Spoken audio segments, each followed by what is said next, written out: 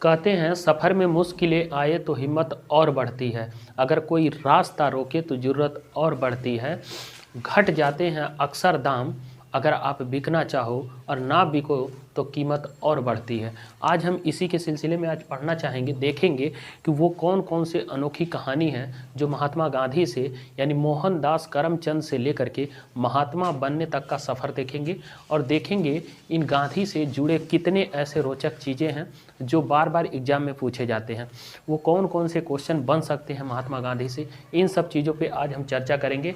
इसलिए हमने इन बोर्ड पर पूरे उनके ईयर यानी साल दर साल यानी ईयर एक एक ईयर डिस्कस किए हैं और लिखे हैं। और सामने आपका ये देखेंगे वर्ल्ड मैप है और साथ में इंडिया का मैप, ये एक रफली मैप है। इससे हम समझने का प्रयास करेंगे कि आखिर गांधी जी का वो किस्सा क्या है, यानी गांधी जी का वो कौन सी कहानी है जो बार बार हमारे आपके दिलो दिमाग में चलती है। और यहाँ तक गांधी तो अभी तक मरे, मतलब कहा जाता है कि गांधी मर गए, लेकिन उनकी जो सोच है यानी उनका जो गांधीवाद की जो विचारधारा है वो आज भी हम सब के दिलों में जिंदा है। आप किसी के सामने अगर गांधी की बात करते हैं, किसी को कोई बात कहना चाहते हैं, वो बात नहीं समझ रहा, उसमें अगर आप गांधी का एक कोट्स डाल देते हैं तो वो बात मानने के लिए मजबूर हो जाता है। पूरे दुनिया में देखा जाए, भारत से लेकर के पूरे विश्व में गांधी को सब लोगों ने एक तरह से जिस तरह से सम्मान यानी जिस तरह से वैल्यू दी है वो अपने आप में एक बहुत बड़ी बात है। भारत में देखोगे तो आप जितने बड़े बड़े महापुरुष, जितने बड़े बड़े नेताओं से लेकर के यानी हर पद पे लोग बैठे हुए गांधी की उतना ही वैल्यू देते हैं जितना कि विदेशों में भी उनका उतना ही सम्मान किया जाता है। तो गांधी से जुड़े वो कौन कौन से किस्से हैं इनका हम पूरा डिस्कस करते हैं। सबसे पहले बात करते हैं हम गांधी के जन्म के बारे में। अगर कहा जाए महात्मा गांधी का जन्म, तो महात्मा गांधी का जन्म बच्चों हुआ था गुजरात में, गुजरात के पोरबंदर में। आप देखेंगे इस मैप के थ्रू समझ सकते हैं गुजरात कहाँ है। तो ये वाली जगह क्या है, गुजरात का है, यहीं पे उनका जन्म हुआ था गुजरात में 2 अक्टूबर 1869 को। 2 अक्टूबर 1869 को महात्मा गांधी का जन्म गुजरात में हुआ था। और गुजरात में जब ये हुआ था, शुरुआत का जो बचपन था इनका किस तरह से बीता, इन चीज़ को, इनका प्राइमरी एजुकेशन अगर कहा जाए तो वहीं पोरबंदर से थोड़ी दूरी पर है राजकोट, जहां उनके पिताजी दीवान थे, ड्यूटी करते थे, वहां पे इनका पढ़ाई लिखाई का सिलसिला आगे चला। अब गांधी जी ऐसे ही नहीं गांधी जी बने, बचपन से अगर देखा जाए तो कहा जाता है कि इनकी माँ से इन्होंने बहुत सारी चीज़ों को सीखा है। हर व्यक्ति जो भी हो बचपना उसका माँ के साथ ही गुजरता है, तो कुछ न कुछ तो सीखता ही सीखता है। तो उसी तरह से महात्मा गांधी 2 अक्टूबर 1869 को जब पैदा हुए, उसके बाद प्राइमरी एजुकेशन वो अपने पोरबंदर से लेकर के राजकोट तक ही उनका सीमित रहा। उसके बाद जो सन आता है 1883, ये बात वो है, इसके बारे में हम बात करते हैं कि उनकी बहुत कम एज में उनकी क्या हो गई, शादी। उस समय चूँकि बाल विवाह का समय चल रहा था तो बहुत 13 से 14 साल बहुत नॉर्मल होता था, शादियां हो जाती थी। तो उनकी जिससे शादी हुई उनका नाम था कस्तूरबा। कस्तूरबा गांधी से उनकी शादी होती है। कब होती है? 1883 में। अब इनके पिताजी का अगर नाम कहा जाए तो इनके पिताजी का नाम था करमचंद गांधी। और चूंकि ये लोग अपने पिताजी का नाम बीच में लगा करके लिखते हैं ज़्यादातर गुजरात के लोग, जैसे हमारे प्रधानमंत्री खुद है नरेंद्र दामोदर दास मोदी, इस तरह से जो दामोदर है शायद इनके पिताजी का नाम को लेकर के ये लोग बीच में लेकर के अपने नाम को लिखते हैं।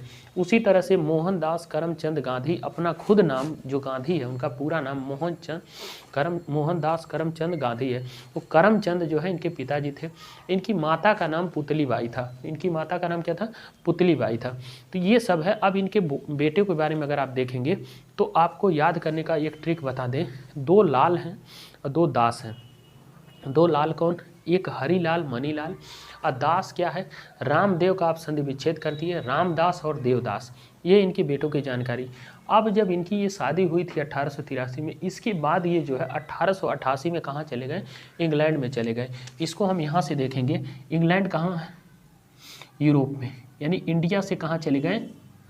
इंग्लैंड। अपनी पढ़ाई के लिए उस समय वकालत की जो पढ़ाई होती थी, काफ़ी पैशन था कि हर एक व्यक्ति चाहता था कि मेरे घर से कोई एक वकील हो, यानी वकालत की पढ़ाई बहुत पैशन था, यानी उसको कहते हैं बैरिस्टर की पढ़ाई। वही पढ़ाई शुरुआत में गांधी जी भी करने कहाँ चले गए? इंग्लैंड चले गए 1888 में। अब गांधी जी ये पढ़ाई करके लौटे कब? 1891 में। तुरंत जो वापस आए यहाँ से ले करके पुनः वापस आए कब? 1891 में। तो जैसा कि आज के जो नवयुवक हैं ये लोग फेस करते हैं, ग्रेजुएशन करने के बाद अगर जॉब नहीं लगती है तो वो लोग भी फेस करते हैं, बहुत सारे काम करना चाहते हैं, नहीं हो पाता है, कुछ समय तक उनको जो है डीमोटिवेट होते हैं। उस तरह से गांधी जी भी काफ़ी ज़्यादा परेशान थे इन चीज़ों को लेकर के। 1891 में जब वो भारत लौट करके आए तो वकालत की वो प्रैक्टिस करना शुरू किए, लेकिन उसमें कामयाब नहीं हो रहे थे, चूँकि इंग्लैंड से पढ़े थे, इंग्लैंड के वकील थे, वहाँ से पढ़ के करके आए थे। यहाँ उनका भारत के वकीलों के तरह से, यानी भारत में जो है जिस तरह का सिस्टम था ये उनको समझ में नहीं आ रहा था। तो इस तरह से उनको भी काफ़ी ज़्यादा सामना करना पड़ा, यानी जिसको कहा जाए आज के समय में बेरोजगारी की बहुत बहुत बड़ी समस्या इनके साथ भी हुई। इन्होंने अपनी बायोग्राफी में भी इस चीज़ को जो है डिस्कस किया है। आपको अगर पढ़ना होगा माई एक्सपेरिमेंट विथ ट्रूथ, वहाँ से भी पढ़ेंगे तो कुछ कुछ चीज़ें आपको मिलेगा। गांधी जी ने उसमें बताया है, माई एक्सपेरिमेंट विथ ट्रूथ उनकी किताब है, उसमें भी काफ़ी चीज़ें मिलती हैं, यानी सत्य के साथ मेरा प्रयोग, कि जो इन चीज़ों को डिनोट करती है। 1891 में जब ये लौट करके आए तो कई चीज़ों में प्रैक्टिस करने की, मतलब वकालत करने की कोशिश करते हैं, लेकिन उसमें कामयाब नहीं होते हैं।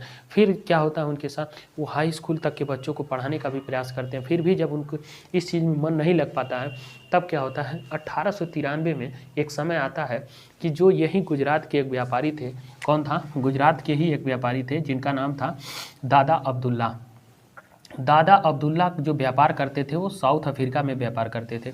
अब इनकी एक केस थी जो वहाँ पे चल रही थी, व्यापारी थे तो कुछ न कुछ तो लगा रहता था। तो अंग्रेज़ों के साथ इनकी एक जो है मुकदमा चल रहा था, उसमें इनको एक वकील की ज़रूरत थी कि इनको हम यहाँ पे साउथ अफ्रीका में, ये मिल गए गांधी जी से, और गांधी जी को काफ़ी रिक्वेस्ट किया कि आप चलिए, आप जो है वहाँ पढ़े लिखे हैं इंग्लैंड में, तो आप जब चलेंगे तो थोड़ा सा और जो है ये लगेगा कि हम जो है इस केस को जीतने में हम कामयाब होंगे। तो गांधी जी काफ़ी मनाने के बाद, शुरुआत में तो गांधी जी कहे नहीं नहीं हम नहीं जाएंगे, लेकिन बाद में गांधी जी एक बार एग्री हो जाते हैं कि चलिए हम चलते हैं। तो दादा अब्दुल्ला के साथ क्वेश्चन वनडे एग्जाम में ये पूछा है कि वो कौन था, यानी किसके साथ गांधी जी पहली बार दक्षिण अफ्रीका गए, तो किसके साथ, दादा अब्दुल्ला के साथ। वो व्यापारी थे, 93 में गए, वो काफ़ी अच्छे से अपनी केस को उन्होंने रखा और रिप्रेजेंटेशन किया और उनको जो है जीत दिलाई। इस तरह से उनकी जो है पॉपुलैरिटी बढ़ती जाती है और दक्षिण अफ्रीका में काफ़ी ज़्यादा जो भारतीय लोग रहते थे, यानी पूरे देश में हर जगह भारतीय तो रहते ही हैं, तो दक्षिण अफ्रीका में जो लोग रहते थे उनका इनके बीच काफ़ी जुड़ाव बढ़ता गया और धीरे धीरे ये काफ़ी पॉपुलर होते गए। अब उसके बाद वो साउथ अफ्रीका वाले जीवन में करेंगे क्या महात्मा गांधी, तो वहाँ क्वेश्चन पूछता कई चीज़ों का, वहाँ पे वो एक संगठन बनाते हैं। जैसे वहाँ पे उन लोगों ने, अंग्रेज़ों ने एक नियम लगा के रखा था कि जो भारतीय हैं वो अपने साथ आई कार्ड लेकर के चलेंगे, तभी वो पहचान में आएगा कि वो भारतीय हैं।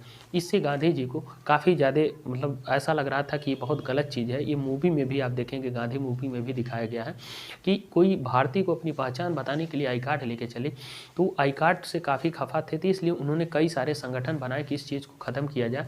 इसके लिए उन्होंने वहाँ पे कई चीज़ों की स्थापना की, जो पूछता है क्वेश्चन कि गांधी जी साउथ अफ्रीका में किन संगठन का इन्होंने क्या किया, स्थापना किया। तो उसमें आपका आता है पहले फिनिक्स फॉर्म की स्थापना कौन करते हैं, गांधी जी करते हैं। कहाँ पर, तो ये दक्षिण अफ्रीका में करते हैं। फिनिक्स फॉर्म की स्थापना गांधी जी दक्षिण, क्वेश्चन ये मैचिंग करने के लिए भी पूछ सकता है या सीधे पूछ सकता है, पूछा है कई बार पूछा है कि फिनिक्स फॉर्म जो है वो किससे संबंधित है, तो महात्मा गांधी से। कहाँ पर, भारत में न होकर के दक्षिण अफ्रीका में। इसी तरह एक मैगजीन निकालते हैं वो, जिसका नाम है the Indian opinion. The Indian opinion एक साप्ताहिक पत्रिका थी महात्मा गांधी की, जो कहाँ पर प्रकाशित होती है, वहाँ दक्षिण अफ्रीका में। ये इसलिए प्रकाशित करते थे, आप नाम से ही सुन रहे हैं, द इंडियन ओपिनियन, यानी इंडियन लोगों की राय क्या है ये छपवाते थे, जिससे इंडियन लोग जो है इन चीज़ों को काफ़ी दूर तक इनकी आवाज़ को जाए और लोग समझें। तो the Indian opinion, Phoenix form, ये सब है गांधी जी का दक्षिण अफ्रीका में। इसी तरह से एक अफ्रीका में नटाल नाम की जगह है, नटाल में इन्होंने नटाल कांग्रेस की स्थापना की। भारत में कांग्रेस की स्थापना एओ ह्यूम ने की, लेकिन नटाल कांग्रेस की स्थापना गांधी कहाँ पर करते हैं, तो दक्षिण अफ्रीका में। इसी नटाल के बगल में, मतलब थोड़ी दूर पर इसी जगह पर एक स्टेशन है पिट्सबर्ग। क्वेश्चन ये भी पूछा है कि नटाल कांग्रेस की स्थापना किसने किया, गांधी जी। कहाँ किए, दक्षिण अफ्रीका में। पिट्सबर्ग जो स्टेशन है, उसी स्टेशन पर क्या है, गांधी जी को फेंका जाता है ट्रेन से कुछ अंग्रेजों के द्वारा। वो भी उसमें समस्या ये थी कि गांधी जी फर्स्ट क्लास के टिकट लेकर के बैठे हैं। और फिर उसके बाद कुछ अंग्रेज आते हैं, एक अंग्रेज आता है, उनसे पूछता है, कहता आप चले जाइए थर्ड क्लास में। तो गांधी जी इसका विरोध करते हैं, जिसकी वजह से उसको ट्रेन से बाहर धक्का मार के निकाल दिया जाता है। गांधी जी उस समय नहीं बोलते हैं, गांधी जी जानते हैं कि इस समय मेरे पास क्या है, कुछ नहीं, दूसरे देश में है और मेरे पास ना ही कुछ उस तरह की टेक्नोलॉजी है, ना ही मेरे पास कुछ बहुत ज़्यादा पावर है, इसकी वजह से नहीं मिले। लेकिन एक बात तो तय है कि अंग्रेज वो दिमाग में बैठा लिए कि आज तुमने मेरे को ट्रेन से लात मारा है, एक दिन समय आएगा मैं पूरे देश से लात मारूंगा तुमको। तो ये चीज़ उन्होंने बैठा करके इस पे काम करते रहे। तो क्वेश्चन अफ्रीका वाले जीवन से आप समझ चुके हैं क्या क्या पूछ सकता है। तो नटाल कांग्रेस की स्थापना, पिट्सबर्ग स्टेशन पूछता जहाँ उनको फेंका गया था। उसके बाद से आपका फिनिक्स होम की स्थापना पूछता, द इंडियन ओपिनियन, ये था उनका वहाँ वाला जीवन। अब जब वहाँ से वो लौटते हैं 1901 में, तो 1901 में भारत लौटते हैं। कहा जाता है कि भारत में भी जब लोग कमाने जाते हैं, जैसे यूपी से अगर मुंबई जाते हैं कहीं, तो पहले वो सेटल होते हैं, अगर सेटल हो जाते हैं तो फिर घर आते हैं, अपने बच्चे और अपने वाइफ को भी लेकर के जाते हैं। वही काम सेम गांधी जी भी किए हैं। कब? 1901 में। 1901 में भारत आए और अपने परिवार के साथ पूरे बच्चों को, वाइफ पत्नी को लेकर के चले जाते हैं। 1902 में, एक में आए और 2 में चले गए। उसके बाद जब वो वहाँ पर गए तो एक व्यक्ति से उनकी मुलाकात होती है, उनका नाम है गोपाल कृष्ण गोखले। गोपाल कृष्ण गोखले अगर मैं बता रहा हूँ तो ये अपने आप में एक बहुत बड़ी चीज़ है, क्योंकि यही उनके राजनैतिक गुरु थे।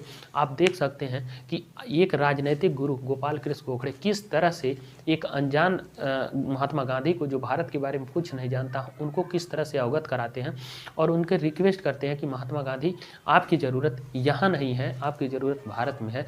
क्योंकि भारतीय राष्ट्रीय कांग्रेस के उस समय अधिवेशन चल रहे थे इसी समय के समय, लेकिन उस समय अधिवेशन में काफ़ी नरम दल और गरम दल ये दोनों आपस में जो है लग रहा था कि लड़ेंगे, या ऐसा लग रहा था गोपाल कृष्ण गोखले को इनके बस की बात नहीं है आज़ादी दिलाना।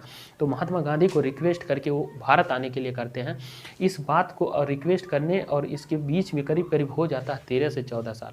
गांधी जी को मौका नहीं मिलता है भारत आने के लिए, क्योंकि वहाँ भी पॉपुलर हो चुके थे और भारतीयों का प्रेम वहाँ भी मिल रहा था। तो गांधी जी अंत में आखिर हार मान करके आए। गोपाल कृष्ण गोखले के कहने पर 9 जनवरी 1915 में जब गांधी जी आते हैं, तो ये 9 जनवरी की डेट को ही हम लोग प्रवासी भारतीय दिवस के रूप में मनाते हैं। प्रवासी भारतीय दिवस के रूप में क्वेश्चन पूछा है किस तारीख को मनाया जाता है, तो 9 जनवरी को। चूँकि इस बार जब गांधी जी आएंगे तो कभी गांधी जी जाने का नहीं कर पाएंगे और जा भी नहीं पाते हैं गांधी जी। अब क्या होता, 1915 में जब गांधी आए तो गोपाल कृष्ण गोखले बोले कि गांधी तुम भारत में क्या हो, एक नए हो, अभी तुमने जो है आपने क्या किया है, यहाँ पढ़ाई बाहर किया, रहा अफ्रीका में, भारत के बारे में कुछ नहीं जानते हैं, बहुत ज़्यादा नहीं जानते हैं। तो आपको एक काम करना होगा, 1 साल आपको छात्र जीवन बिताना पड़ेगा, यानी स्टूडेंट लाइफ। स्टूडेंट लाइफ कहने का बच्चों ये मतलब है कि आपको किसी से बहुत ज़्यादा नहीं लगा रखना है, सिर्फ आपको पूरा देश जो है घूमना है, यानी भारत दर्शन करना है। आज भी अगर आप यूपीएससी से सेलेक्ट होते हैं, आईएएस की ट्रेनिंग जो होती है वहाँ पर भी, यानी जो भी यूपीएससी के अधिकारियों को ट्रेंड किया जाता है उनमें भी भारत दर्शन कराया जाता है। इससे उनको बताया जाता है कि आप भारत में दर्शन करिए और इन चीज़ों से अवगत होइए कि देश में क्या क्या चीज़ें हैं जो देश को बांध करके रखती हैं। उन चीज़ों को अगर आप जाने रहेंगे तो आप अपने जब ड्यूटी करेंगे, काम करने के, तो वहाँ पे ये चीज़ें बहुत काम आएगी। तो यूपीएससी के अधिकारियों की ट्रेनिंग में क्या किया जाता है, आईएएस के अधिकारी को भारत दर्शन कराया जाता है। तो गांधी को भी इन्होंने सजेस्ट किया कि आप 1 साल छात्र जीवन बिताइए, यानी पूरे देश का क्या करिए, घूमिए और देखिए देश में किस तरह की कल्चर है, किस तरह के संप्रदाय के लोग रहते हैं, कौन कौन सी जातियां हैं, कितने आदिवासी हैं, कौन कहाँ रहता है। इन चीज़ों को जब आप समझ लेंगे तब आप कुछ शुरू करेंगे तो आपके लिए बेस्ट होगा। तो 1 साल गांधी जी क्या करते हैं, भारत दर्शन करते हैं, यानी 1915 से लेकर के 16 तक। अब इस 1915 से 16 के बीच में गांधी जी को 2 किताबें सजेस्ट किया जाता है, किसके द्वारा, गोपाल कृष्ण गोखले के द्वारा, कि आप इन दोनों किताबों को आप पढ़िएगा। वो 2 किताब, क्वेश्चन पूछा है कि गांधी जी वो 2 किताब कौन कौन सी पढ़ी थी, तो एक रस्किन की किताब और एक टॉल्स्टॉय की किताब। एक बार मैं आपको रिपीट कर रहा हूँ, रस्किन और टॉल्स्टॉय। रस्किन की किताब से गांधी जी को क्या प्रेरणा मिलती है, तो क्या मिलती है, भूख हड़ताल की प्रेरणा। क्वेश्चन पूछता है, कई बार पूछा भी है कि भूख हड़ताल की प्रेरणा गांधी जी को किस किताब से मिली? तो रस्किन की किताब से मिली। इसी तरह से टॉल्स्टॉय की किताब से क्या मिलती है गांधी जी को? टॉल्स्टॉय की किताब से आंदोलन करने की प्रेरणा मिलती है। क्वेश्चन पूछा गांधी जी को आंदोलन करने की प्रेरणा किस किताब से मिली है? तो टॉल्स्टॉय से। और भूख हड़ताल की प्रेरणा किससे मिली है? तो रस्किन से मिली है। ये दोनों क्वेश्चन पूछता है। अब इन दोनों को जब ये किताबें पढ़ रहे थे गांधी जी, उसके बाद ये जो है इसी 1916 में पढ़ने के बाद 1916 में एक लखनऊ का अधिवेशन चल रहा था। लखनऊ का अधिवेशन कौन सा था? लखनऊ के अधिवेशन में ही जो कांग्रेस थी, यानी मुस्लिम लीग कांग्रेस में क्या थे, गरम दल नरम दल बढ़ चुके थे 1907 के सूरत अधिवेशन में। ये हम जब अधिवेशन टॉपिक पढ़ाते हैं उसमें बताते हैं कि 1907 में पहली बार कांग्रेस में फूट हुई थी सूरत में के अधिवेशन में, और नरम दल गरम दल दोनों अलग हो गए थे। अब ये दोनों 1916 के अधिवेशन में आपस में मिल जाते हैं। तो 1916 का जो लखनऊ में अधिवेशन हो रहा था उसमें गांधी जी पहुंच गए एक सदस्य के रूप में। पहली बार वो शामिल हुए थे लखनऊ के अधिवेशन में। इसमें नरम दल गरम दल मुस्लिम लीग एक हुए थे और ये लग रहा था कि अब हम लोग आज़ादी की ओर बढ़ेंगे एक साइड में। तो इसी 1916 के अधिवेशन में एक व्यक्ति आए थे बिहार से। कहाँ पर? ये बिहार से आए थे लखनऊ के अधिवेशन में, जिनका नाम था राजकुमार शुक्ला। राजकुमार शुक्ला चंपारण से आए थे। चंपारण के एक किसान नेता थे। ये अपनी समस्या लेकर के आए थे गांधी जी को इनवाइट करने की, आपको चलना पड़ेगा चंपारण में, क्योंकि नील की खेती का समस्या था। तो नील की खेती जब करवाते थे वो लोग, इनको 3 कठिया सिस्टम कहते हैं, यानी 20 कट्ठे में 3 कट्ठे पे आपको नील की खेती करनी होती थी। और नील की खेती जिस खेत में होती थी वो खेत क्या हो जाता था? बंजर हो जाता था। तो बंजर होने से किसान टैक्स नहीं दे पाते थे जमींदारों को, अंग्रेजों को। तो वो क्या है, पूरी ज़मीन जो है हड़प ली जाती थी। किसके द्वारा? जमींदारों के द्वारा, अंग्रेजों के द्वारा। तो मेन समस्या जो थी राजकुमार शुक्ला के साथ कि वो किसानों की ज़मीन को छुड़वाना चाहते थे गांधी जी को ले जा करके। नील की खेती एक अलग मसला था और जमींदार जो ज़मीन हड़प के रख लिए थे ये अलग मसला था। क्वेश्चन इन दोनों टॉपिक से पूछता है। अगर आप वनडे में छोटे छोटे एग्जाम दे रहे हैं, जैसे अपरासी का है, ग्रुप डी का है, रेलवे में है, एसएससी का है, छोटे कोई पुलिस का कोई एग्जाम दे रहे हैं, तो बस नील की खेती और 3 कठिया सिस्टम इतना ही पूछता है कि नील की खेती कौन सा ऐसा समस्या था चंपारण में जिसके वजह से राजकुमार शुक्ला आए थे। तो वो कौन? नील की खेती यानी 3 कठिया सिस्टम था। लेकिन अगर आप बड़े एग्जाम देते हैं तो वहाँ ये नहीं पूछता है, उसमें ये पूछता है कि वो कौन सी समस्या थी जो चंपारण में थी जिसकी वजह से आए थे। तो वहाँ जमींदारों द्वारा किसानों की भूमि हड़प लेना, ये समस्या थी। तो आप जिस तरह से पूछे उस तरह से दोनों समस्या थी, ज़मीन हड़प लेना और नील की खेती। तो ये जो है 1917 में गांधी जी बहुत रिक्वेस्ट करने के बाद चंपारण जाते हैं। वो भी कहाँ कहाँ से घूमते हैं। यहाँ से गांधी जी लखनऊ से यहाँ गुजरात जाते हैं, गुजरात से फिर कलकत्ता जाते हैं, कलकत्ता से फिर पटना आते हैं, फिर चंपारण जाते हैं। तो इन साथ साथ राजकुमार शुक्ला चूँकि जानते हैं बिहारी लोग जो होते हैं अपनी बात पे अड़े रहते हैं कि उनको किसी तरह से ले करके गांधी जी को जाना था। वो गए, पटना से उतर करके चंपारण गए और इन समस्याओं को समझे। गांधी जी बहुत ही मतलब एक सहज टाइप से किसी चीज़ का अगर कहा जाए कि निवारण करना हो तो बहुत एक कमेटी बैठाते थे, उसमें दोनों तरफ की बातों को सुनते थे, एक बीच का रास्ता निकालने का प्रयास करते थे। गांधी जी जब चंपारण गए तो वहाँ के जितने लोग थे सारे सब कहें ये क्या करेंगे, ये बूढ़ऊ इनसे कैसे होगा। सारे गांव के लोग जो है यही कह रहे थे कि इनसे कुछ नहीं हो पाएगा। लेकिन गांधी थे, इंग्लैंड से पढ़ करके आए थे, उनको सब पता था। वहाँ पे एक रूल था कि वहाँ का जो डीएम था अंग्रेज़ों का, वो अधिकारी सिर्फ 2 घंटे देता था वहाँ पर धरना देने के लिए, यानी बैठने के लिए। 2 घंटे से अगर ज़्यादा हो तो वो फिर क्या हो जाता था, उनको गिरफ्तारी हो जाती थी, यानी लाठीचार्ज करवा देता था। लेकिन गांधी जी इन चीज़ों से समझ चुके थे, ऐसा कहीं उनके संविधान में लिखा ही नहीं है कि इस तरह की बातें हों। गांधी जी क्या करते हैं, वहाँ बैठते हैं आंदोलन पर और उसको जो है काफ़ी अच्छे से उसका एक सलूशन निकालते हैं।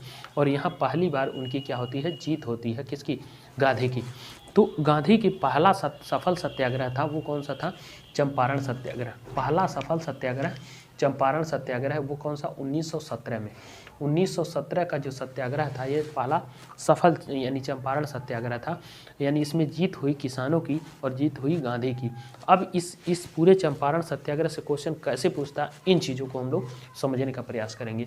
कैसे क्वेश्चन पूछता है इनसे? तो चंपारण में जब ये इनकी जीत हुई तो एक व्यक्ति थे रविंद्रनाथ टैगोर, इन्होंने पहली बार इनको महात्मा कह के पुकारा। क्वेश्चन पूछा है कि महात्मा की उपाधि गांधी जी को किसने दिया? तो महात्मा की उपाधि कौन दिया था? रविंद्रनाथ टैगोर ने दिया था। अब पूछता है चंपारण सत्याग्रह में बिहार से गांधी जी को कौन दो लोग बहुत ज़्यादा हेल्प किए थे? तो कौन? डॉक्टर राजेंद्र प्रसाद और अवनींद्र नाथ सिन्हा, यानी एएन सिन्हा। राजेंद्र प्रसाद, एएन सिन्हा, दोनों लोग मिल करके इनकी खूब सपोर्ट किए थे। यही दो तरह के क्वेश्चन पूछते हैं पूरे चंपारण से, यही दो तरह के, एक महात्मा की उपाधि और कौन उनका सहयोग किया था। उसके बाद अब 1918 का समय आ गया। अब ये गांधी जी के लिए बहुत अहम था 1918 का समय, क्योंकि गांधी धीरे धीरे पॉपुलर हो चुके थे किसानों के बीच में।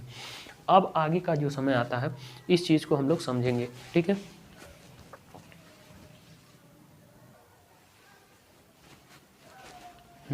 हम लोग देख रहे थे 1917 तक देख चुके थे।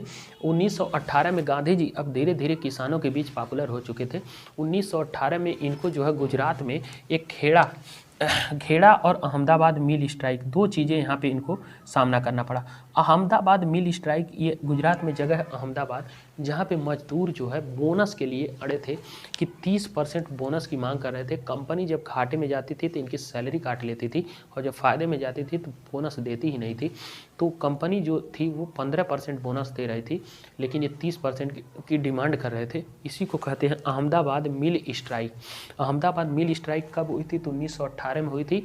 अहमदाबाद मिल स्ट्राइक क्या थी? मजदूरों को लेकर के थी, अब बोनस की डिमांड थी। तो गांधी जी जाते हैं इसी में, इन्होंने यहाँ जब जाते हैं तो सारे मजदूर अपना अपना काम छोड़ करके इनके साथ आ जाते हैं, लेकिन कुछ देरी के बाद सब मजदूर भागने लगते हैं।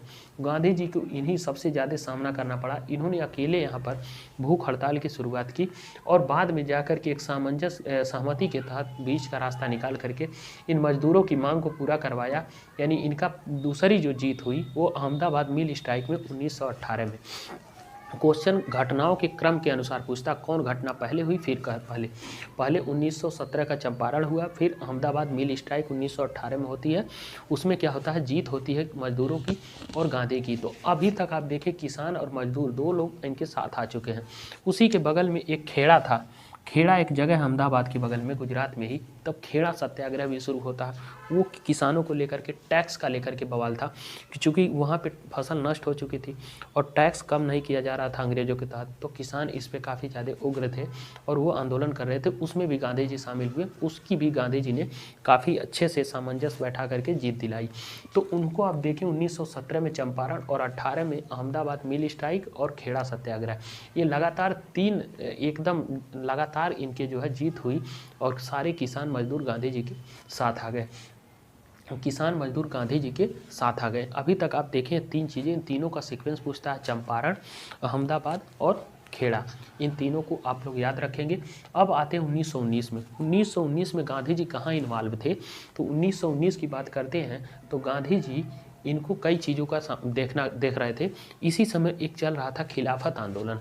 खिलाफत आंदोलन क्या था इसके बारे में हम आपको बताएं तो खिलाफत आंदोलन मुस्लिमों के द्वारा भारत में किया जाने वाला एक आंदोलन था। ये इसलिए था क्योंकि तुर्की का, देखो आप अगर समझेंगे तो 1914 से लेकर के 18 तक प्रथम विश्व युद्ध का समय चल रहा था। उस समय गांधी जी से बहुत सारे अंग्रेज़ों ने हेल्प मांगी। वो हेल्प किस चीज़ की थी कि आप जो है यहाँ से सेना में ज़्यादा से ज़्यादा भर्ती कराइए और हमारी प्रथम विश्व युद्ध में मदद करिए। उसके बाद हम आपको धीरे धीरे आज़ाद कर देंगे, जैसा आप कहेंगे उस तरह से हम भारत को आज़ाद कर देंगे। लेकिन अंग्रेज़ों ने दे दिया धोखा। गांधी जी ने इसमें बढ़ चढ़ के मदद किया। गांधी जी ने बहुत सारे लोगों को भर्ती कराया सेना में और उनका सपोर्ट किया। इसीलिए गांधी जी को केसरे हिंद की उपाधि से अंग्रेज़ों ने सम्मानित किया था। केसरे हिंद की उपाधि और सर्जेंट की उपाधि, दो उपाधियां गांधी जी को दी गई थी अंग्रेज़ों के द्वारा। ये दोनों उपाधियां ये गांधी जी लिए थे। उसी समय बहुत सारे पूरे दुनिया के मुसलमानों से अंग्रेज़ों ने सहायता मांगी थी कि आप हमको सहायता दीजिए, हम आपके लिए बहुत अच्छा काम करेंगे। लेकिन आगे जा कर के तुर्की इसी एशिया में है, यहाँ पर इस तुर्की का क्या कर देते हैं, विभाजन कर देते हैं और बहुत सारे तुर्की के क्षेत्र को यूरोप में लेकर के मिला लेते हैं। क्यों? अंग्रेज़ों ने। अब तुर्की एक ऐसा क्षेत्र था, कहा जाता है जैसे एक धार्मिक जगह है। तुर्की में काफ़ी पढ़े लिखे लोग, मतलब मुस्लिम संप्रदाय में अगर कहा जाए तो खलीफा लोग वहीं रहते हैं और खलीफा लोगों को इस्लाम का काफ़ी जानकार माना जाता था। अंग्रेज़ों ने इस तुर्की का विभाजन करके खलीफा पद छीन लिया, यानी खलीफा का पद ख़त्म कर दिया और बहुत लोगों को उनको बैन लगा दिया, टोपी नहीं पहनना है, महिलाओं के साथ बहुत सारे पाबंदियाँ लगा दी गई, मुस्लिम महिलाओं के साथ। पूरे दुनिया के मुस्लिम अंग्रेज़ों को बहुत सारे मतलब विरोध करने लगे कि ये अंग्रेज़ों ने सही नहीं किया। इसी तरह से भारत में भी इसका बहुत बढ़ चढ़ के विरोध हो रहा था। 1919 में खिलाफत आंदोलन चल रहा था भारत में अंग्रेज़ों के खिलाफ, और इसमें अली बदर, 2 अली बदर कौन थे, मोहम्मद अली और शौकत अली, इन दोनों लोगों ने बढ़ चढ़ के इसमें काफ़ी हिस्सा लिया था और इसके नेतृत्व कर रहे थे। क्वेश्चन पूछता है कि खिलाफत आंदोलन कब हुआ था। खिलाफत आंदोलन अंग्रेज़ों के खिलाफ 1919 में चल रहा था, भारत में चल रहा था, और इसके मेन नेतृत्वकर्ता जो इसको आंदोलन को लेकर के आगे बढ़ रहे थे उनका नाम था मोहम्मद अली और शौकत अली। मोहम्मद अली और शौकत अली, गांधी जी इसका बेनिफिट लेना चाहते थे। गांधी जी दूरदृष्टि सोचते थे, आगे की बातों को सोचते थे। गांधी जी को पता था कि अंग्रेज़ों ने जो काम किया है तुर्की का विभाजन करके, ये एक न एक दिन रद्द होना है, क्योंकि पूरे दुनिया में मुस्लिम की आबादी बहुत ज़्यादा है और हर जगह से इसके विरोध हो ही रहे हैं। तो अब जो है आगे जा कर के क्या होता है, गांधी जी इसी खिलाफत आंदोलन का फ़ायदा लेने के लिए, यानी मुस्लिमों का सहायता लेने, अपने सपोर्ट लेने के लिए इस खिलाफत आंदोलन में क्या करते हैं, अध्यक्षता कर देते हैं। ये खिलाफत आंदोलन चल रहा था दिल्ली में चल रहा था और फिरोज शाह कोटला मैदान में चल रहा था दिल्ली के। वहीं गांधी जी इसमें शामिल होते हैं और इनको पता था कि हम शामिल हो जाएंगे तो मुस्लिम लोग हमको काफ़ी ज़्यादा हेल्प करेंगे हर जगह पर, लेकिन उनको पता था ये भी कि तुर्की का विभाजन रद्द हो जाएगा। और जैसे ही गांधी जी अध्यक्षता किए उसके अगले महीने तुर्की का विभाजन अंग्रेज़ों द्वारा रद्द किया जाता है। तो भारत के जितने भी मुस्लिम थे गांधी जी को अपना फरिश्ता मानने लगे, यानी गांधी जी को अपना समझने लगे। वो सोच रहे थे कि इन्हीं गांधी जी के ऐसा करने से क्या हुआ, तुर्की का विभाजन रद्द हुआ, यानी बहुत अच्छा काम किए हैं। तो पूरे मुस्लिम गांधी जी का साथ हो गए।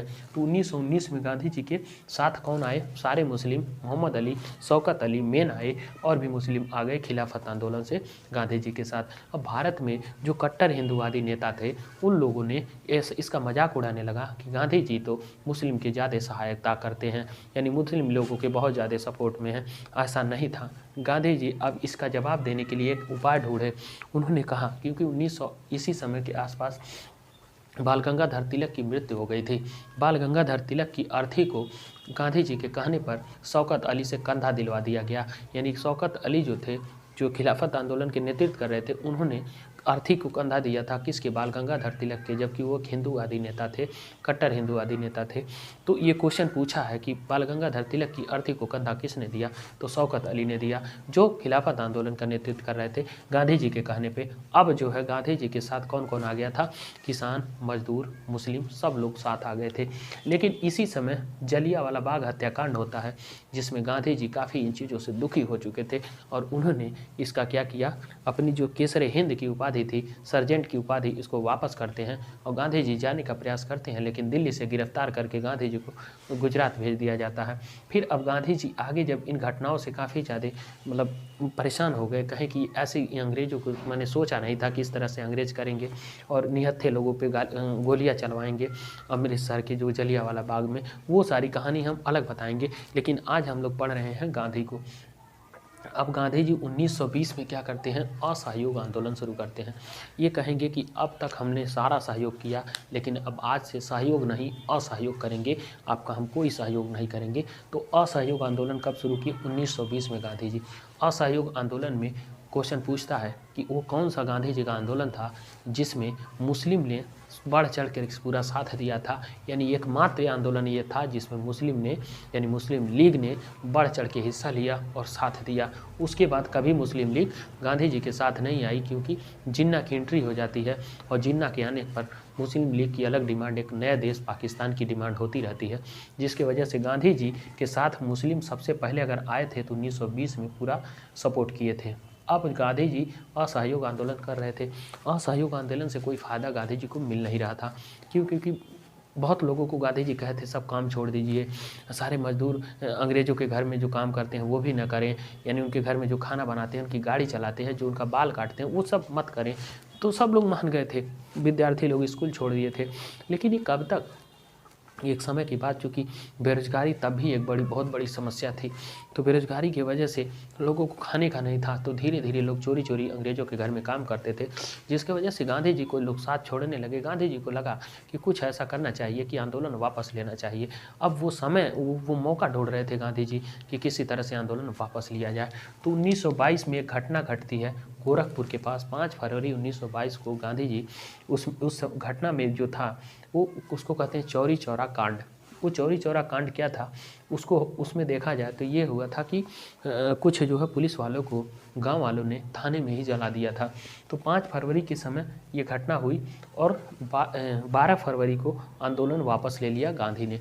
क्यों? क्योंकि उनको पता था कि ये आंदोलन वापस कुछ हो रहा नहीं, अंग्रेज टस से मस हो नहीं रहे, आंदोलन वापस ले लेंगे तो कम से कम बड़े नेताओं की गिरफ्तारी नहीं होगी और उनकी जान बच जाएगी।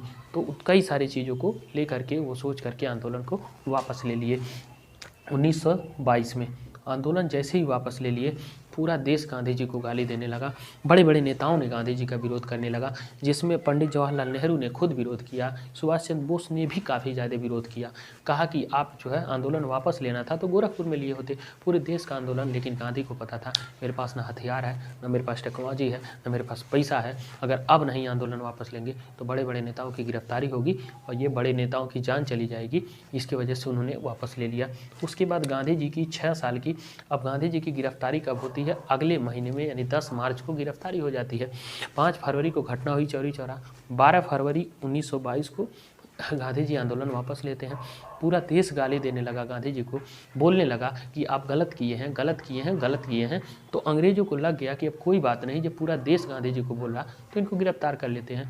तो उसके पहले अंग्रेजों ने गिरफ्तार नहीं कर पा रहा था, लेकिन अंग्रेजों ने जैसे ही गिरफ्तार किया गांधी जी को, 6 साल की इनको जेल की सज़ा सुना दी गई और गांधी जी जेल चले गए। लेकिन गांधी जी की तबीयत खराब रहती थी हमेशा। गांधी जी कुछ इस तरह का जो है अपने आप को ढालने लगे कि हमको जिस यहाँ से निकलना है। तो अंग्रेज परेशान होकर के उनको आगे जा कर के क्या किए, 1923-24 में ही उनको छोड़ देते हैं। कहते हैं जाइए, क्योंकि इनकी तबीयत सही नहीं रहता था और बाद में केस तो चली रही है। अब गांधी जी 1924 में कर्नाटक के बेलग्राम में जा कर के कांग्रेस का अधिवेशन का अध्यक्ष बन जाते हैं। कर्नाटक का बेलग्राम ये जो है, यहाँ पे पहली बार गांधी जी सिर्फ एकमात्र कांग्रेस के अधिवेशन की अध्यक्षता किए हैं, कर्नाटक के बेलग्राम में 1924 में। अब 1924 से लेकर के 1930 तक गांधी जी समाज सेवा का काम करते हैं। समाज सेवा क्या था? वो समाज सेवा में, चूँकि प्लेग नाम की बीमारी उस समय चल रही थी, उसमें काफ़ी ज़्यादा घाव हो जाता था, तो घाव को रुई से वो साफ़ करने का काम करते थे। यानी एक समाज सेवा का काम 1930 तक, ये गैप मतलब इस इतने 4 से 5 सालों तक वो करते हैं गांधी जी। अब समाज सेवा करते करते क्या कर रहे थे, एक मौका ढूंढ रहे थे अंग्रेज़ों को जवाब देने का, कि वो कौन सा ऐसा समय आएगा कि अंग्रेज़ों को हम उनके भाषा में जवाब देंगे। वो समाज सेवा से अपने तरफ बहुत सारे लोगों का ध्यान आकर्षक करना चाहते थे, यानी अट्रैक्ट करना चाहते थे कि हम जो है समाज सेवा करेंगे, बहुत से लोग हमसे जुड़े रहेंगे, आगे जा कर के इनका हम अच्छे से उपयोग कर सकेंगे। तो गांधी जी काफ़ी दूरदृष्टि सोच वाले थे। अब उनका सेकंड चरण शुरू होता है 1930 से। अब इसको हम लोग देखेंगे 1930 के बाद गांधी जी किस तरह से इन आंदोलनों में शामिल रहते हैं और किस तरह से एग्जाम में क्वेश्चन पूछे जाते हैं।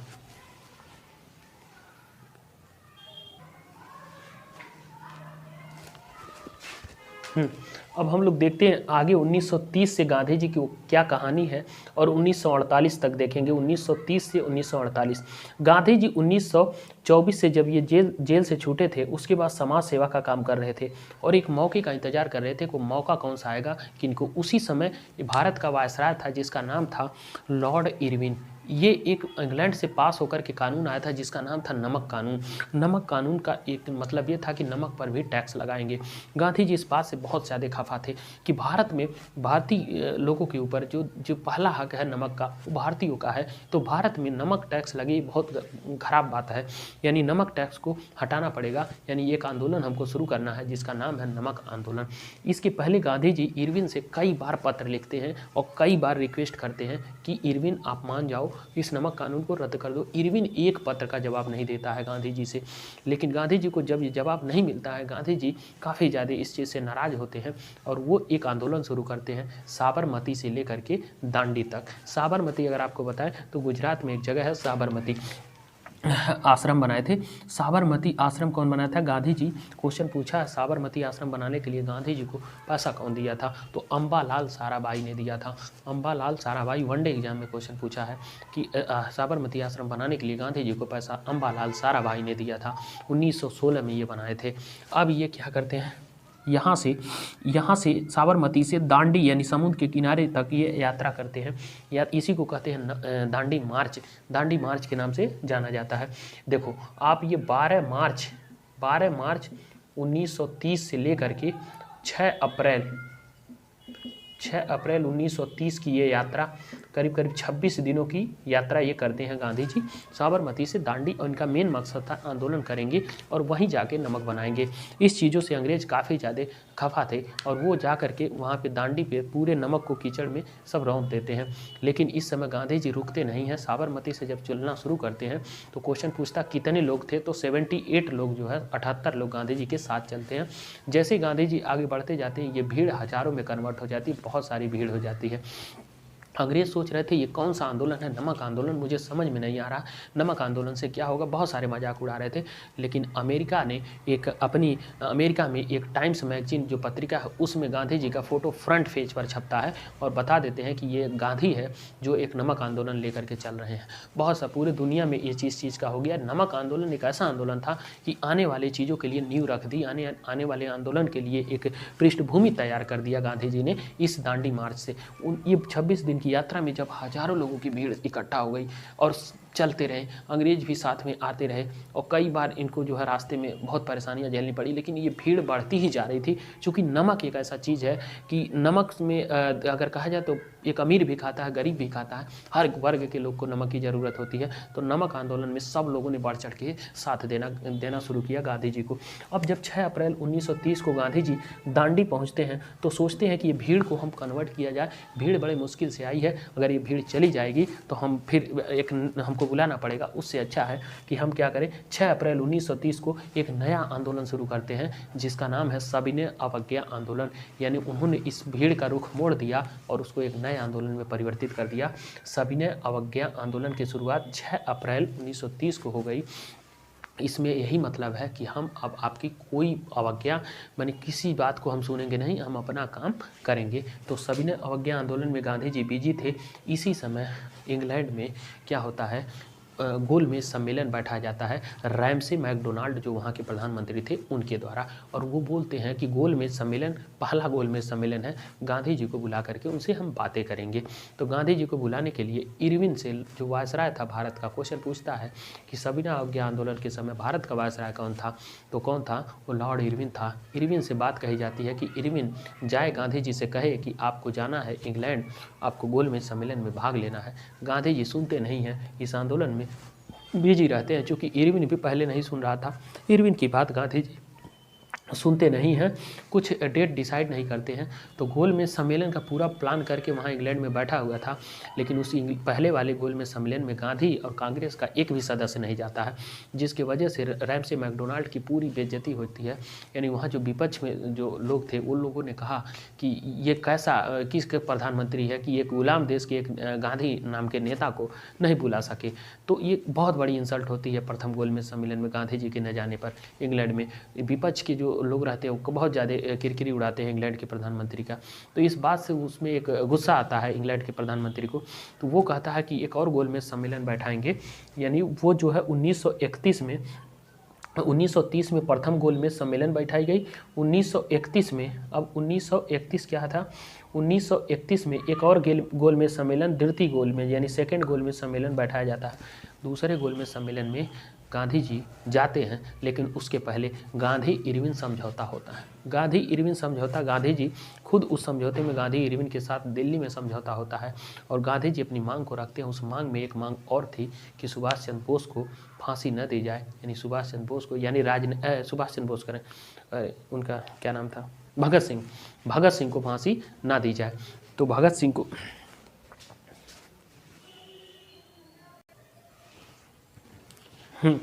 तो भगत सिंह की फांसी की रिहाई करने के लिए, यानी भगत सिंह के राजनीतिक कैदियों को रिहा करना है और भगत सिंह की फांसी को भी नहीं देना है, इन बातों को लेकर के गांधी जी और इरविन के बीच समझौता होता है, जिसको कहते हैं गांधी इरविन समझौता। वो कहाँ हुआ था? तो भारत में, वो दिल्ली में हुआ था गांधी इरविन समझौता। इसी समझौते को देख करके सरोजिनी नायडू पहली बार बोली कि ये दो महान आत्माओं का मिलन है, ये जो मतलब कहते हैं ये गांधी इरविन जो समझौता हुआ था, इसमें बहुत सारी बातें थी, उन बातों को इरविन ने माना था। लेकिन इरविन ने सब कुछ किया, एक छल कपट से क्या कर दिया कि सबको रिहा किया, लेकिन भगत सिंह को रिहा नहीं किया। आगे 23 मार्च के समय, यानी 14 फरवरी 1931 को फांसी की सज़ा हुई थी और 23 मार्च 1931 को भगत सिंह को फांसी चढ़ा दिया जाता है। जब वो गांधी जी दूसरी गोलमेज सम्मेलन से लौट करके आते हैं गांधी जी, तो उनको काफ़ी ज़्यादा इसका विरोध का सामना करना पड़ता है। पूरे देश के लोग कहते हैं गांधी जी आपसे एक गलती हुई है और आप क्या ऐसा समझौता करके गए थे कि जो है भगत सिंह की फांसी हो गई। गलती तो थी, आप वकील थे, आपको इतना समझ में नहीं आया कि आप उसमें कौन सी ऐसी चीज़ें पर साइन किए। लेकिन एक बात है, गलती तो गांधी की थी, लेकिन उस समय और भी लोग थे, और भी नेता थे, और भी वकील थे, सरदार पटेल थे, नेहरू थे। इन लोगों ने क्यों नहीं बताया कि गांधी जी आपसे ये गलती हो रही है?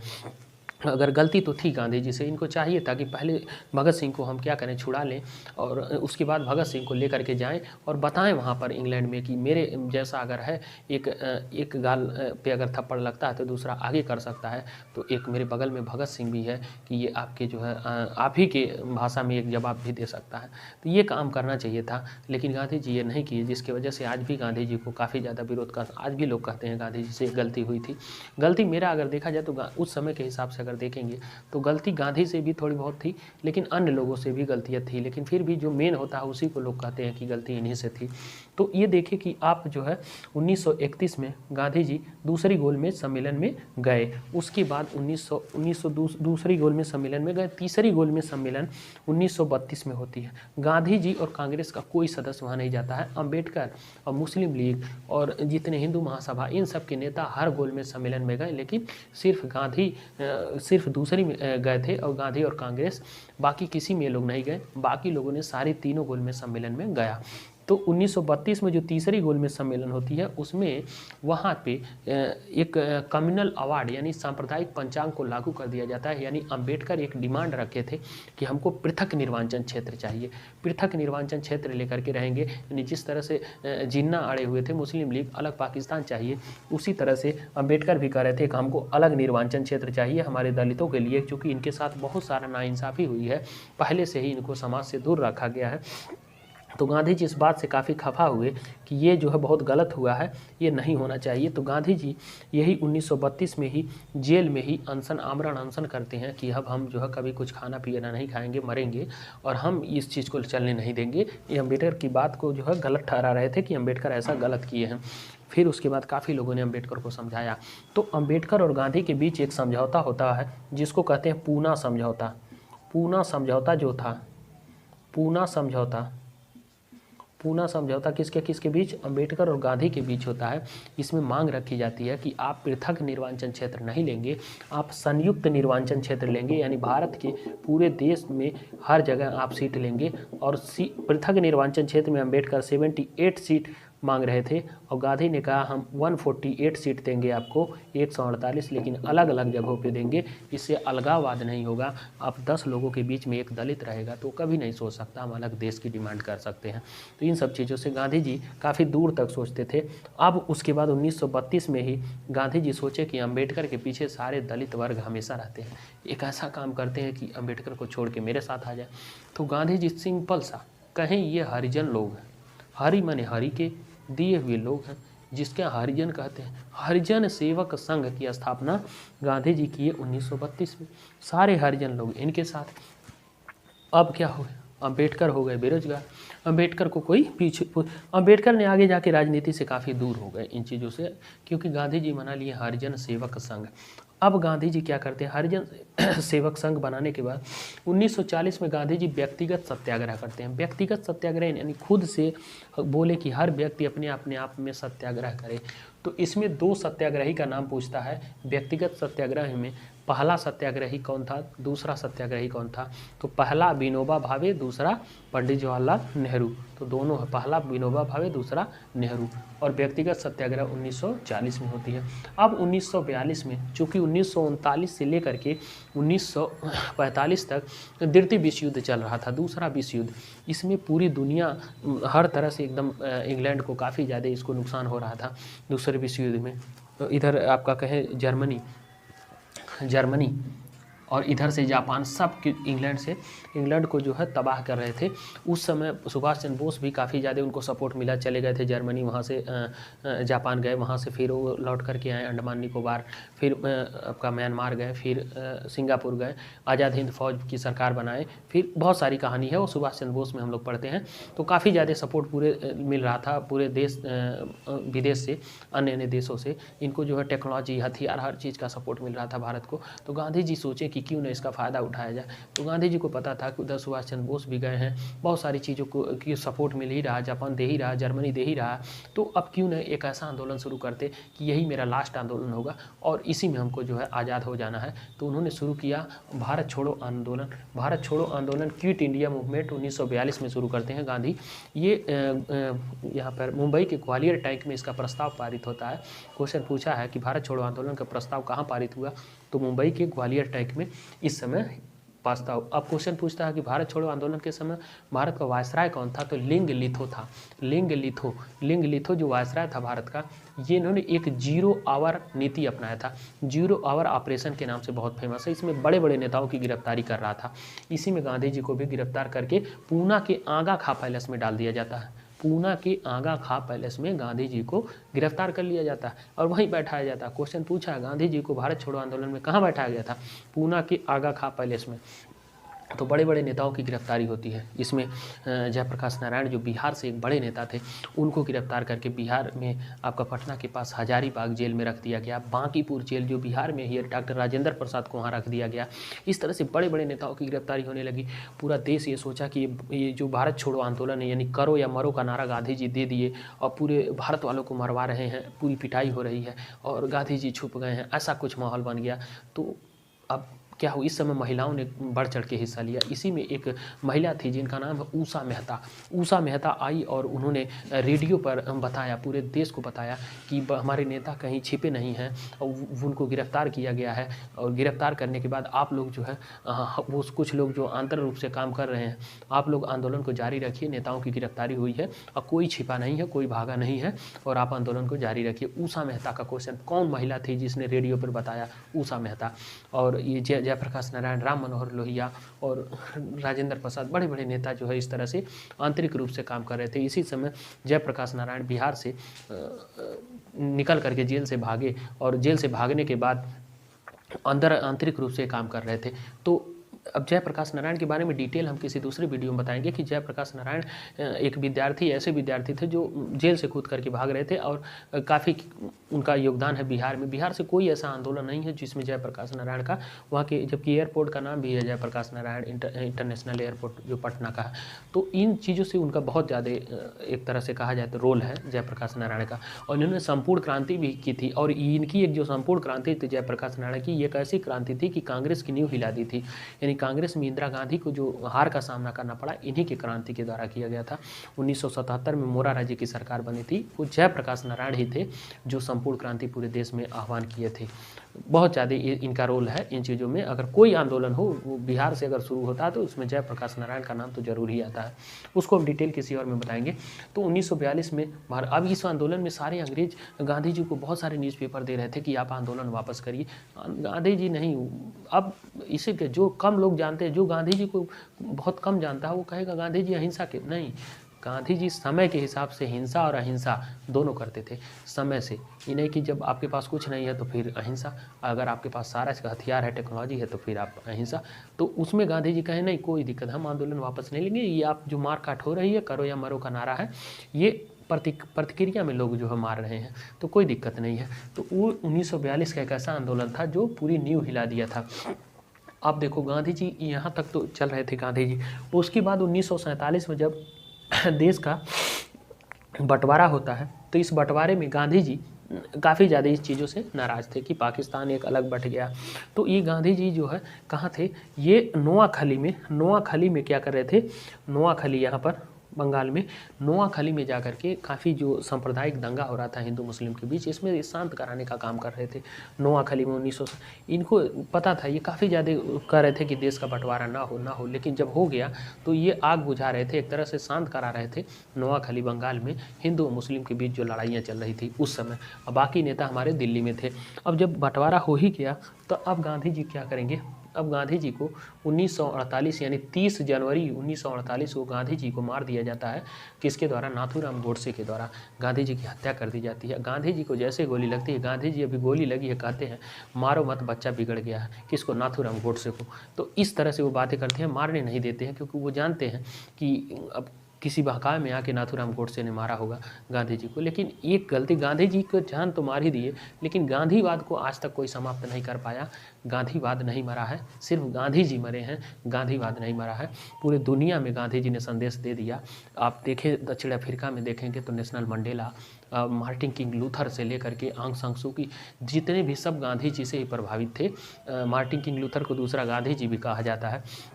तो पूरी दुनिया के लोगों ने गांधी जी से बहुत सारी चीज़ें सीखा, यानी गांधीवाद को सीखा। गांधीवाद आज भी हमारे दिलों में है।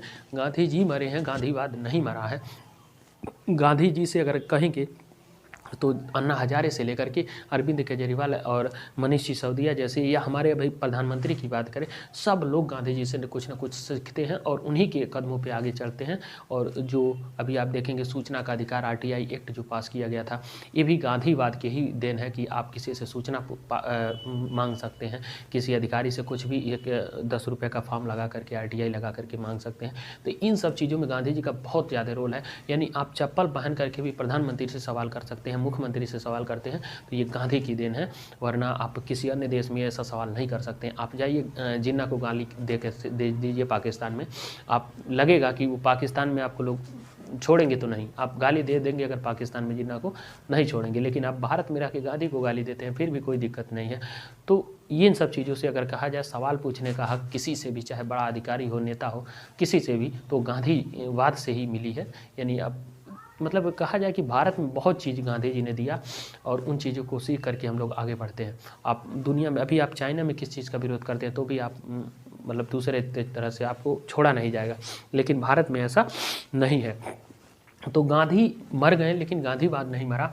अब वो 30 जनवरी 1948 को जो मारे थे नाथूराम गोडसे, हो सकता था, जहाँ तक मेरा मानना, मैंने जहाँ तक सुना है, पढ़ा है, कि एक टैक्स का एक मसला था कि जनवरी से लेकर के अगस्त तक का जो टैक्स का पैसा था यही जिन्ना मांग रहे थे और गांधी जी इस चीज़ के लिए सपोर्ट किए कि जिन्ना को दे देना चाहिए। जब इतनी बड़ी ज़मीन चली गई, इतनी भूमि चली गई, इतना ज़मीन चला गया, ये पूरी ज़मीन चली गई भारत की, 2 भाग में बट गया, तो 5 करोड़ रुपया टैक्स देने में क्या दिक्कत है, दे दो। गांधी जी का यही शब्द कहना इनके लिए एक वो हो गया कि जो है इनको गोली मार दी गई। और जो भी रही होगी कुछ ऐसी बातें, अब उस समय की बात क्या रही थी वो उसमें बहुत ज़्यादा डिटेल नहीं जाना चाहते, लेकिन जहाँ तक ये किताबों में मिलता है कि टैक्स से ही रिलेटेड कुछ ऐसा उन्होंने स्टेटमेंट दिया था। अब मारे ही तो ऐसा नहीं मतलब अगर कहा जाए अब टैक्स को लेकर के या पैसे को लेकर के किसी को मारना, यानी देश बट गया और जिन लोगों की देश बटने में साइन हुई, पटेल से लेकर के नेहरू सब लोग थे, वो लोग गुनाहगार नहीं थे, और एक शब्द बोल दिया गया कि टैक्स का पैसा दे दो तो वो गुनाहगार हो गया। अब ये बात की बात है, लेकिन इस समय इनको जो है नोबेल पुरस्कार मिलने वाला था 1948 में। गांधी जी को मारने से ये भी मेरा नोबेल पुरस्कार भी चला गया। तो एक तरह से कहा, चूँकि वो मरने के बाद नहीं दिया जाता है, तो गांधी जी के जाने से नोबेल पुरस्कार भी नहीं मिल पाया। ये सारी चीज़ें नुकसान हुआ। बाकी चीज़ें हैं चल रही। अभी तक हम लोग आज देखे हैं कि गांधी जी को नॉर्मल मोहनदास करमचंद से लेकर के और महात्मा बनने तक का और पूरे उनके अंतिम समय तक का जो हमने इतिहास पूरा देखा है, ये था गांधी जी का 2 अक्टूबर 1869 से लेकर के 30 जनवरी 1948 तक का बहुत सारी पूरा इतिहास हम लोगों ने गांधी जी को जाना। अगर आप गांधी जी को जानते हैं तो बहुत सारे क्वेश्चन इनसे बनते हैं, पूछा भी जाता है। और गांधी ऐसे ही से आप टॉपिक वाइज देखेंगे, सुभाष चंद्र बोस को, अम्बेडकर को, सबको हम लोग पढ़ने का प्रयास करेंगे। इससे एक कहा जाए तो एक स्टोरी टाइप एक कॉन्सेप्ट डेवलप होता है जो हर जगह काम आता है। आप चाहे यूपीएससी का मेंस लिखिए या यूपी पीसीएस का मेंस लिखिए, बिहार पीसीएस का मेंस लिखिए, वहाँ भी पॉजिटिव निगेटिव इस तरह से तुलना करने के लिए मेंस में क्वेश्चन पूछे जाते हैं। कहते हैं कि आप विचारों की तुलना करिए, अंबेडकर गांधी के विचारों की, अंबेडकर सुभाष चंद्र बोस की विचारों की तुलना, गांधी और सुभाष चंद्र बोस के विचारों की तुलना करिए। तो इस तरह के क्वेश्चन आप तभी कर पाएंगे जब दोनों लोगों को अच्छी तरह से जानेंगे, दोनों लोगों की कहानियाँ पढ़े होंगे, तभी आप तुलना कर पाएंगे और फिर अपनी राय भी तभी रख पाएंगे। एक लोगों को पढ़ करके आप नहीं उतना अच्छे से लिख सकते हैं, ना कह सकते हैं। तो वनडे एग्जाम के लिए है ही, बाकी यूपीएससी के मेंस के लिए या बड़े एग्जाम के मेंस के लिए भी ये फ़ायदेमंद है। आप इनको जानिए। किसी और एपिसोड में हम लोग देखेंगे सुभाष चंद्र बोस के बारे में, अंबेडकर के बारे में। तो इस तरह से सिलसिला जारी रहेगा। तब तक के लिए जय हिंद।